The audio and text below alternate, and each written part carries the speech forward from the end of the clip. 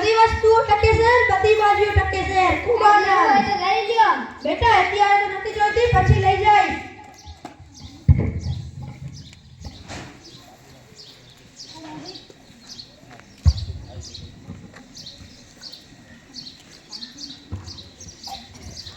કેમ ભાઈ, મીઠાઈનો શું ભાવ છે? બાબાજી ટકે છે. વાહ વાહ, બધી મીઠાઈઓ ટકે છે. ખૂબ આનંદ. કેમ ભાઈ, આ નગરીનું નામ શું છે? બાબાજી અંધેરી નગરી નામ છે. અને રાજાનું નામ? રાજાનું નામ ચૌપટ રાજા છે.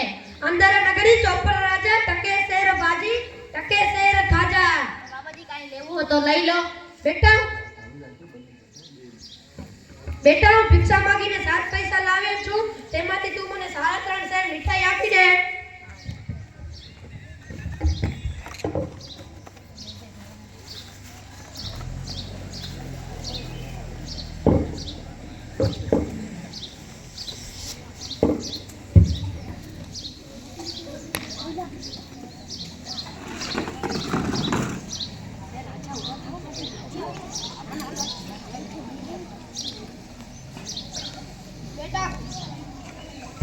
બેટા ગોવર્ધનદાસ, શું ભિક્ષા લાવ્યો? આ પોટલી તો ભરી જણાય છે.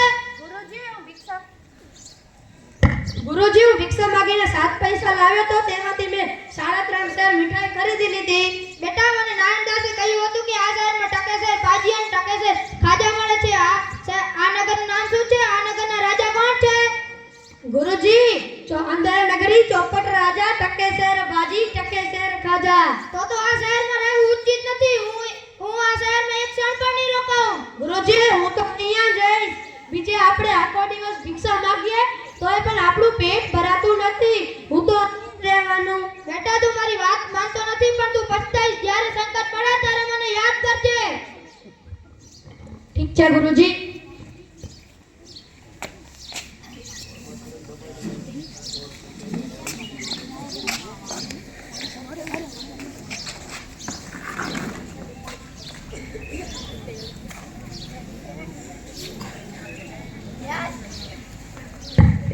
ન્યાય કરો મહારાજ, ન્યાય કરો. કોણ બૂમો પાડે છે? સિપાહી, તેને બોલાવો.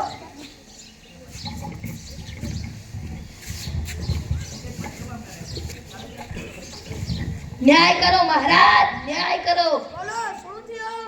મહારાજ મારી બકરી મરી ગઈ છે. કલ્લુવાણિયાની દુકાન પડી ગઈ છે, તેની નીચે મારી બકરી દબાઈને મરી ગઈ છે. ન્યાય કરો. સિપાહી, કલ્લુ વાણિયાને બોલાવો તો. ચાલ કલ્લુવાણિયા, મહારાજ તને બોલાવે છે. કેમ ભાઈ? કોણ મહારાજ? હું કોઈ મહારાજને ઓળખતો નથી. આપણા અંધેરી નગરીના ચોપટ રાજા તને બોલાવે છે. કેમ રે કલ્લુ વાણિયા, ની બકરી કેવી રીતે મરી ગઈ? મહારાજ મારો કઈ વાંક નથી. કારીગરે એવી દીવાલ બનાવી કે દીવાલે જ પડી ગઈ. સારું, કારીગરને બોલાવો. ચાલ કારીગર, મહારાજ તને બોલાવે છે. કોણ મહારાજ? આપણે અંધેરી નગરીના ચોપટ રાજા તને બોલાવે છે.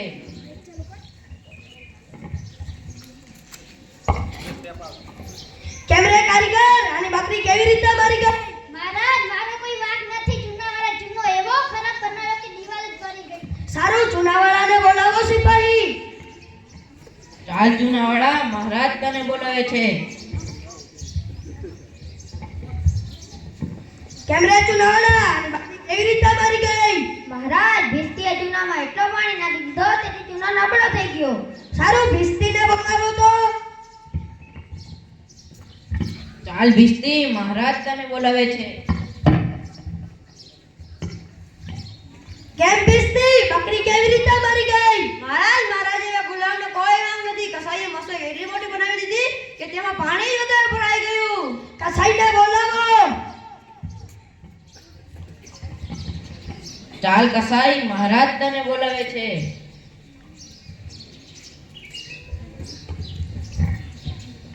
કેમ રે કસાઈ, એવડી મોટી મસક કેમ બનાવી? મહારાજ ભરવાડે મને એટલી મોટી બકરી વેચી કે મસક મોટી બની ગઈ. સારું, ભરવાડને બોલાવો.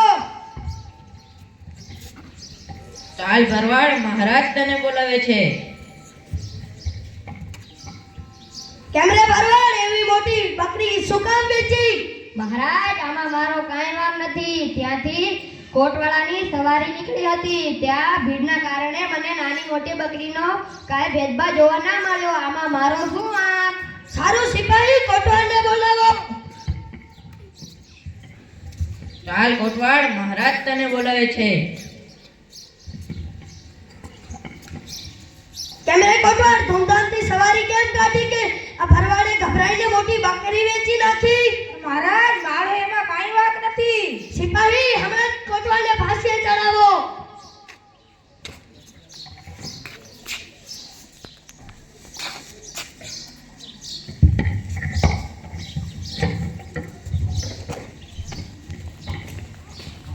ગુરુજીએ તો અમને અહીં રહેવાની નાક જ મનાઈ કરી. એમને કહ્યું કે આ નગરમાં રહેવું આપણે ઉચિત નથી.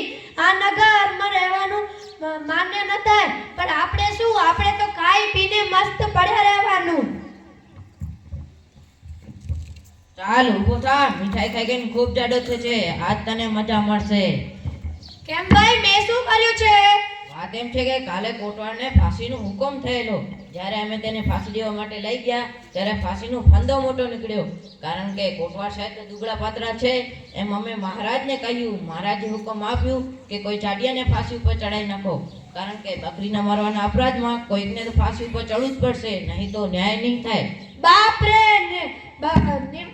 મારા બકરીના મરવાના અપરાધમાં મારા જેવા નિર્દોષને ફાંસીએ ચડાવવામાં આવે છે. દુહાઈ પરમેશ્વરની, બચાવો ગુરુજી, બચાવો. મેં તમારી આજ્ઞા ન માની તેનું જ આ કારણ છે. એ ચૂપ રહીને, જે હુકમ થયો છે તે છોડીને જ તરવાનું છે. બચાવો ગુરુજી, બચાવો.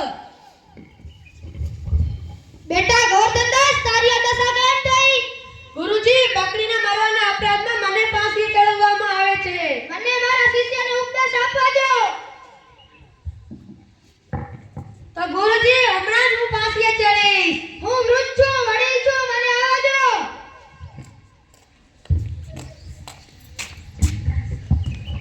સિપાહી, આ શું ગોંડલ છે? મારા શિષ્ય કહે છે કે હું ફાંસીએ ચડીશ. ગુરુ કહે છે કે હું ફાંસીએ ચડીશ. શું છે કંઈ સમજાતું નથી. બાબા, કહો તમે કેમ ફાંસીએ ચડવા માંગો છો? આ શું મધ્યાહન ઘડીમાં જે ફાંસીએ ચડશે તે સીધો સ્વર્ગ જશે. હું ફાંસીએ ચડીશ. તો ફાંસીએ હું જ ચડીશ. નહીં, મને હુકમ છે, હું જ ફાંસીએ ચડીશ. ચૂપ રહો બધા. રાજાનો હોવા છતાં બીજું કોઈ ફાંસીએ ચડશે અને સ્વર્ગ જશે? મને ફાંસીએ ચડાવો. જલ્દી કરો, જલ્દી કરો. જોયું ને મિત્રો, અંધેરી નગરીમાં અંધેરા જ અંધેર છે. રાજા ન્યાય કરવા માટે નિર્દોષ લોકોને હેરાન કરે છે અને પોતે સ્વર્ગની લાલચમાં ફાંસીએ ચડે છે. અને બીજું, આપણે જો ગુરુની વાત ન માનીએ તો આપણે હેરાન થઈએ. જો શિષ્ય ગુરુની વાત માની હોત તો તેને ફાંસીની સજા થઈ ન હોત. આપણે હંમેશા ગુરુની વાત માનવી જોઈએ મિત્રો.